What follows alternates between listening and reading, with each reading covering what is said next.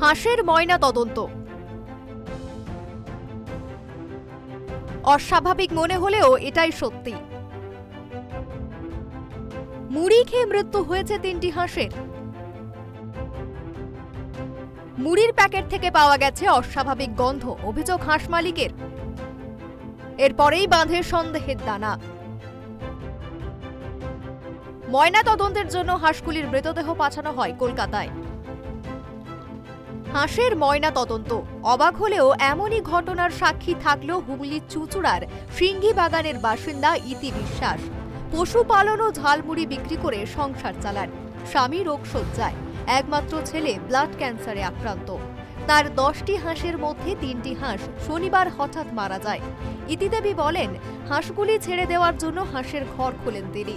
তারপর আচমকা দেখতে পান 3টি হাঁস কিছু মুড়ি খেয়ে ছটফট করতে করতে জলে চলে যায়।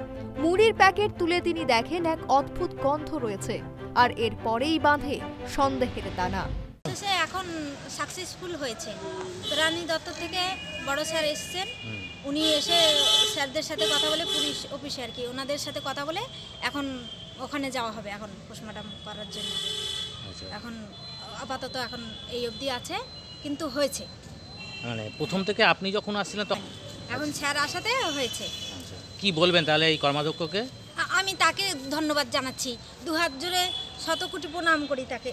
কেন, আমি খুব গরিব মানুষ, আমার ছেলেটার ব্লাড ক্যান্সার, তো আমার নির্দান্ত অবস্থা, গরিব মানুষের জন্য তাকে দাঁড়ানো আমার পাশে, আমি কোটি কোটি তাকে প্রণাম করছি। কর্মাধ্যক্ষ শুনে আপনাকে গাড়ি করে নিয়ে এলো? হ্যাঁ, নিয়ে এলেন, তার সাথে করে গাড়ি করে আমাকে নিয়ে এলেন আবার থানাতে। আবার এরপরেই স্থানীয় সদস্যকে জানান, তিনি পুলিশের দ্বারস্থ হতে বলেন ইতিদেবীকে। পুলিশে জানালে তারা বাড়ি গিয়ে তদন্ত করে জানান পশু হাসপাতালে যেতে। হাসপাতাল থেকে বলা হয় পুলিশে অভিযোগপত্র লাগবে। আইনি জটিলতায় অসহায় বোধ করেন ইতিদেবী। কেটে যায় বেশ কয়েকটা দিন। আমার তো পিছনে এরকম শত্রু লেগেই রয়েছে, তাহলে আমি দেখি এটা কি করা যায়। তো আমাদের সদস্য কার্তিক মাহান্তি, ওনার কাছে গেছি যে দাদা আমার দেখেন হাঁসকে এরকম বিষকে খাইয়ে রেখে দিয়েছে, তা হাঁস যখন বিষ খেয়ে নিচ্ছে এখন অবধি জানতে আছে, যদি মারা যায় তাহলে কিন্তু আমি এক্সট্রা স্টেপ নেব। তা দাদা বলছে ঠিক আছে, তুমি এখন বাড়ি যাও, তারপরে দেখছি। বাড়ি সন্ধ্যাবেলা হাঁস আর আসে না জলের থেকে, একটা পাড়েতে পুকুরের ধারে বসে আছে। তখন আমি তাড়িয়ে ওদেরকে নিয়ে এসেছি। নিয়ে আসার পরে হাঁস ঘরে বন্ধ করে দিয়েছি, তালা দিয়েছি, কিন্তু ঘুম আসছে না, না আসলে কখন সকাল হবে, হাঁস আমি কখন দেখবো যে ভালো আছে, ঠিকঠাক আছে। কিন্তু হাঁস দেখছি 10টার মধ্যে 3টে, একটা ঘরে 3টে পুরো মরে পড়ে আছে। তখন আমি কাঁদতে আমি আমার কার্তিক মাহান্তির বাড়ি যাই যে দেখুন দাদা আমার হাঁস 3টে মারা গেছে। আমার পুরো হাঁসে এখন ডিম পাড়ে, পুরো হাঁসে সব কটা হাঁসে ডিম পাড়ছে। এবারে আমি বললাম দাদা আমার এই হাঁস, ডিম পাড়া হাঁস আমার কে মেরে দিল, এটা একটু দেখুন দাদা। তা বলছে ঠিক আছে, তা তুমি যাও থানাতে যাও। তা আমি থানাতে এসেছি, থানাতে এসে বলছে তা তুমি দেখেছো? আমি বললাম না স্যার আমি দেখিনি। তা বলছে দেখো নি তাহলে কী করবে? তা আমি বললাম স্যার আমি যখন দেখিনি যে, কিন্তু এইটা কাণ্ডটা কে করছে এটা তো একটু আপনারা দেখুন। তা বলছে ঠিক আছে তুমি বাড়ি যাও, আমি দেখছি। বলে ওনারা 2 ঘন্টা পরে আমার বাড়ি গেছে, 2জন স্যার একটা ম্যাডাম, গিয়ে সব দেখেছে, ছবি নিয়েছে, নেওয়ার পরে আমাদের কথা নিয়েছে, দিয়ে বাড়িয়ে ওরা আবার এখানে চলে আসলো থানায়। তারপরে বললো তুমি পশু হসপিটালে যাবে। আমি পশু হসপিটালে গেছি, তা বললো আজকে তো রবিবার খুলবে না। তারপরে আমি পরের দিন আবার আসি, আসার পরে পরের দিন সোমবার ছিলেন, ওই দিন বললো কি দেখো কালকে তো আবার আমাদের বন্ধ আছে 23 তারিখে, তুমি ওইটাকে বরফ চাপা দিয়ে রেখে দেবে। আর একটা কথা বলছি, তুমি যদি এইটা মানে পরীক্ষা করার জন্য এসছো, কিন্তু স্যারদের অর্ডার লাগবে। আমি বলছি ঠিক আছে। আমি এসে এখানে মানে পশু হসপিটাল থেকে বললো? হ্যাঁ বললো। দিয়ে আমি আবার এখানে এসেছি, আবার এসে বললাম যে স্যার আপনাদের পারমিশন চাইছে। বলছে ঠিক আছে হবে। সেই কথা বলার পরে আমি আজকে বরফ চাপা দিয়ে সব রেখে দিয়েছি সম্পূর্ণ। এবার সকাল থেকে এসেছি আমি এখানে, কিন্তু এই হসপিটাল আর থানা করছি, হসপিটাল থানা করে। এখন লাস্টে একজন স্যার আমার সাথে এসছেন থানাতে, দিয়ে উনি কথাবার্তা বলছেন, এখন অবধি দেখি কি করা যায়। অবশেষে বুধবার হুগলি জেলা পরিষদের মৎস্য ও প্রাণী সম্পদ দপ্তরের কর্মাধ্যক্ষ নির্মাল্য চক্রবর্তীর কাছে দ্বারস্থ হন ইতিদেবী। তার হস্তক্ষেপে অবশেষে মৃত হাঁসগুলি ময়না তদন্তের জন্য পাঠানো হয় কলকাতায়। ইতিদেবী জানান, খাবার খেয়ে আগে কোনোদিন এরকম হয়নি, হঠাৎ কেন এমন হলো। তখন মুড়ির গন্ধ শুকতেই দেখি বিচ্ছিরি গন্ধ বেরোচ্ছে। এরপরে মুড়ি ছুঁড়ে ফেলে দেওয়ার পর ঠোঙাটা রেখে দিই। বুঝতে পারি কেউ শত্রুতা করেছে।